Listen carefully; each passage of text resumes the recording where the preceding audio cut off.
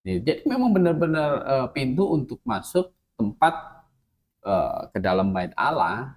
Jadi bukan tidak bisa ditafsirkan sebagai rahim Maria, dan ini tidak ada kaitannya dengan Maria sama sekali di sini. Oke, kalau ayat ini berbicara tentang eh, pintu gerbang secara literal, berarti kan pintu gerbang bait Allah Iya. di zaman itu. Lalu bagaimana dengan kita bisa menjelaskan bahwa Maria itu eh, tidak lagi bisa cocok dikenakan istilah perawan suci.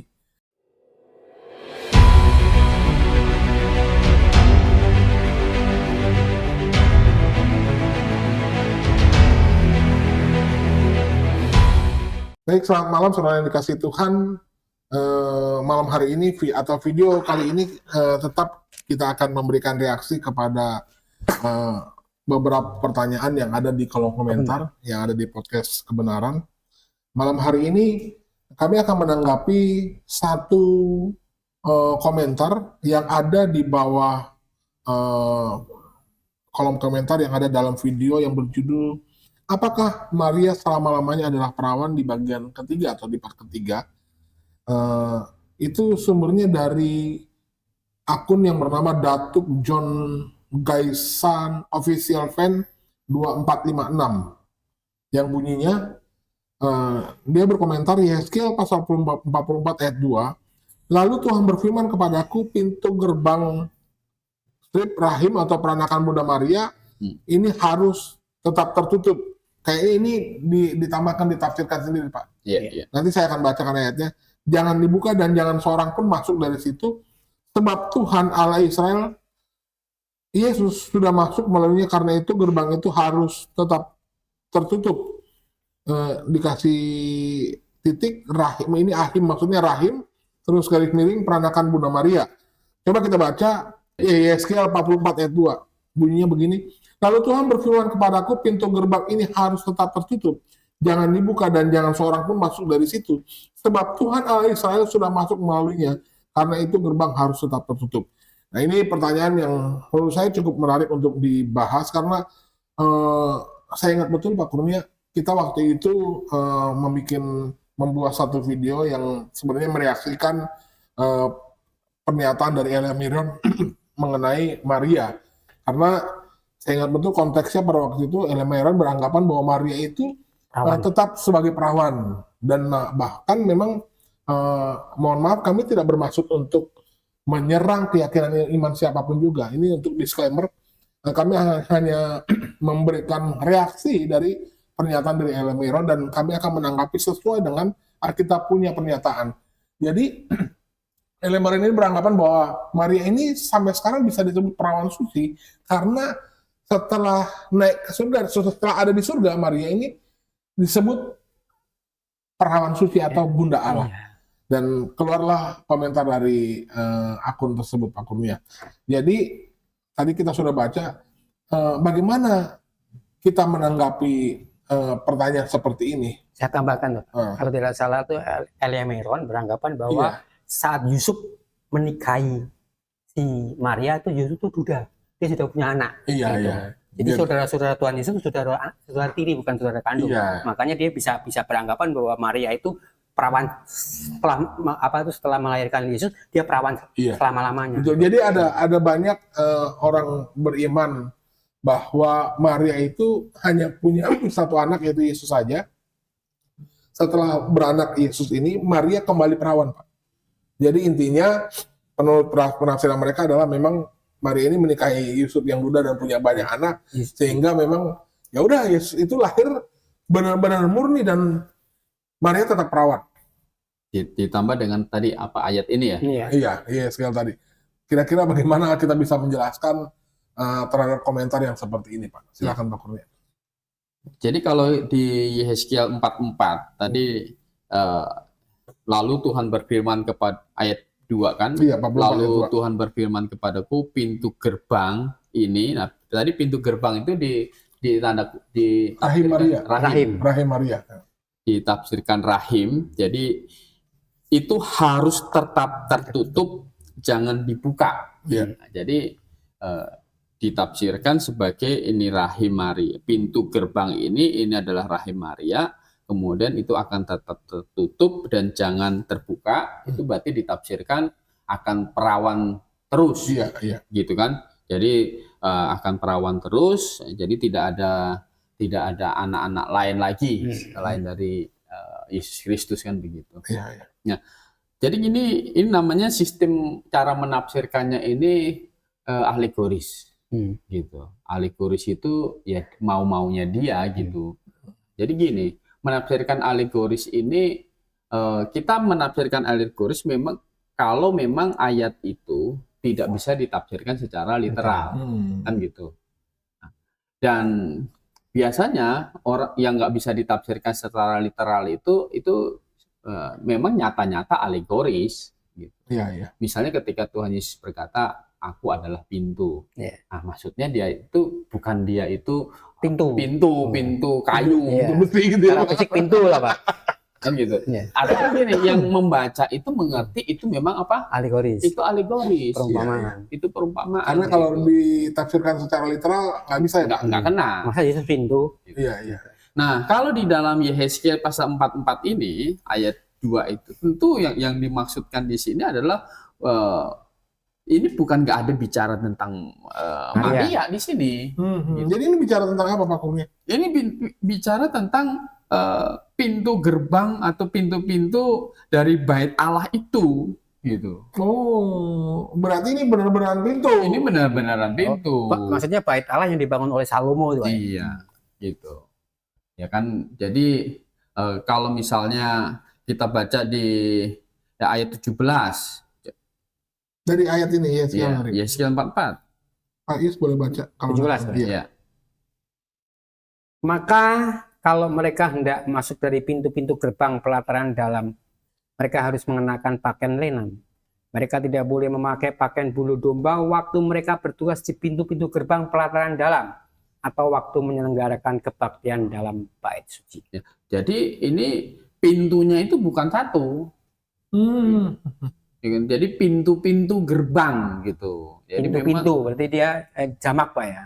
Jadi kalau pintu gerbang ini ditafsirkan rahim kan nggak masuk akal. Nggak masuk begitu. Jadi ini memang pintu pelataran di bait Allah begitu. Dan tidak cuma satu pintu, banyak pintu. Ada sebelah timur, sebelah barat kan begitu. Nah, jadi dikatakan bahwa Tuhan berfirman pintu gerbang ini harus tetap terus, jangan dibuka dan jangan seorang pun masuk dari situ sebab Tuhan Allah Israel sudah masuk melaluinya, kan begitu. Nah, jadi ini memang pintu gerbang dan waktu Tuhan Yesus di muka bumi gitu. Waktu dia terakhir sebelum penyaliban, dia masuk pintu gerbang timur sebenarnya. Gitu. Yang kemudian disambut itu kan hosana. Nah, itu digenapi di situ gitu. Jadi memang benar-benar pintu untuk masuk tempat ke dalam bait Allah. Jadi tidak bisa ditafsirkan sebagai rahim Maria, dan ini tidak ada kaitannya dengan Maria sama sekali. Oke, kalau ayat ini berbicara tentang pintu gerbang secara literal, berarti kan pintu gerbang bait Allah di zaman itu. Lalu bagaimana dengan kita bisa menjelaskan bahwa Maria itu tidak lagi bisa cocok dikenakan istilah perawan suci, karena memang berarti kan memang nomor satu kita perlu juga menjelaskan apakah ada saudara-saudaranya atau anak-anak yang dilahirkan oleh Maria selain daripada Yesus, Pak? Iya. Begini, doktrin dari kelahiran dari anak darah itu adalah pentingnya adalah Yesus harus dilahirkan dari perawan, karena nubuat di Kejadian pasal 3 ayat 15 itu menyatakan bahwa ada keturunan perempuan, jadi tanpa laki-laki, itu akan meremukkan kepala dari keturunan si ular. Janji Tuhan. Itu. Jadi ini adalah satu pertanda Mesias ya. Jadi Mesias itu akan dilahirkan oleh perempuan tanpa laki-laki. Iya. Nah, kitab Yesaya itu menjelaskan bahwa nanti ada perempuan perawan, karena Injil Matius menyebutnya itu Parthenos kan gitu. Jadi seorang anak darah akan melahirkan. Nah, maka yang melahirkan juru selamat itu harus perawan, gitu. Nah, jadi itu pentingnya di situ. Setelah lahir juru selamatnya masih penting nggak, Pak? Ya enggak lagi, gitu. Setelah lahir juru selamat, ya kan? Ya dia yang Maria itu adalah perempuan seperti perempuan yang lain, gitu kan? Dia menikah dengan Yusuf, ada persetubuhan. Ya akan melahirkan anak-anak yang lain lagi, begitu. Jadi catatan Alkitab, selama Maria mengandung Yesus itu tidak ada persetubuhan dengan Yusuf, begitu. Menurut catatan Alkitab. Jadi memang benar-benar Yesus Kristus itu dilahirkan dari seorang perawan, gitu. Maka itu membuktikan bahwa dia itu sah sebagai juru selamat semua manusia. Karena salah satu tanda istilahnya ya di dalam perjanjian lama, juru selamat itu akan dilahirkan oleh seorang perawan. Berarti boleh dikatakan bahwa Maria ini adalah perempuan yang menggenapkan nubuatan Yesus, yang melahirkan juru selamat. Gitu. Dia menggenapkan nubuatan itu, Pak ya. Jadi kalau setelah melahirkan juru selamat, dia tidak perawan, itu tidak salah, begitu. Justru itu adalah naturalnya begitu, normalnya kan begitu. Yusuf dan Maria kan berumah tangga, suami dan istri. Bahkan memiliki anak setelah. Bahkan ada anak, Yakobus, Yudas, itu kan dikatakan saudara-saudara Yesus Kristus, yang mereka menjadi percaya bahwa Yesus itu adalah Allah. Ya, yang menjadi manusia yang mati untuk menebus dosa manusia itu setelah kebangkitan. Gitu. Sebelum kebangkitan Yesus Kristus, Yakobus juga belum percaya Yesus itu adalah Allah. Gitu. Masa abang saya ini Allah gitu. Tapi setelah kebangkitan baru dia mengerti, dia percaya, oh ya Yesus itu adalah Allah. Maka di dalam surat Yakobus itu dia menyebut diri adalah hamba dari Yesus Kristus. Bukan adik ya, Pak? Bukan adik, tapi hamba. Karena dia tahu posisinya. Yesus itu adalah Allah, juru selamat yang menebus dosa dia. Nah, termasuk dosanya Maria juga. Termasuk dosa Maria. Maka Maria juga akhirnya kan berdoa kepada Tuhan Yesus. Gitu. Bersahati setelah Yesus bangkit, naik ke surga, Maria dengan di catatan kisah para rasul itu kan bersama dengan murid-murid bersahati berdoa gitu. Jadi Maria itu adalah manusia ya biasa seperti perempuan yang lain gitu kan. Ada dosa ya ada gitu. Karena Alkitab Roma 3 ayat 23 kan semua orang telah berbuat dosa termasuk Maria.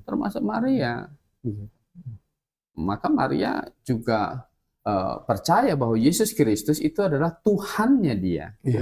Maka dia berdoa. Dia tahu di Yesus Kristus itu adalah Allah. Dia hanyalah alat untuk melahirkan Yesus Kristus. Karena Yesus Kristus harus menjadi manusia sejati. Caranya hanya lewat kelahiran. Untuk apa? Untuk akhirnya menanggung hukuman dosa manusia. Jadi semua orang itu selamat karena iman percaya kepada Yesus. Jadi tidak jadi soal, tidak menjadi salah setelah Maria melahirkan Yesus, dia punya anak lagi, itu tidak jadi salah. Baik, terima kasih Pak Kurnia. Anda sudah mendengarkan bahwa sebenarnya penjelasan tentang Maria sebagaimana mestinya itu harus lewat Alkitab, karena ini satu-satunya informasi yang benar-benar bisa dipercaya dan tidak akan pernah berubah, karena memang penulisannya diinspirasikan langsung oleh Allah, yang dimana Allah sendiri tidak akan pernah salah, begitu ya. Jadi kalau Anda bisa mau selamat, siapapun yang ingin selamat, bahkan termasuk Maria dan adik-adiknya Yesus juga, bahkan Yusuf sekalipun, dia selamat bukan karena dia yang memiliki kerabatan khusus langsung dengan Yesus Kristus, yang dimana mereka adalah bapaknya Yesus Kristus, atau ibunya Yesus Kristus, atau adiknya Yesus Kristus, tidak. Tetapi mereka selamat sama seperti Anda dan saya selamat. Bahwa mereka tahu bahwa mereka adalah orang berdosa, dan segala dosa ditanggung Yesus, hukumannya di atas kayu salib, segala dosa manusia, dan terhitung adalah dosa kita semua. Begitu ya Pak Kurnia? Baik, terima kasih Pak Kurnia, terima kasih Pak Yusias.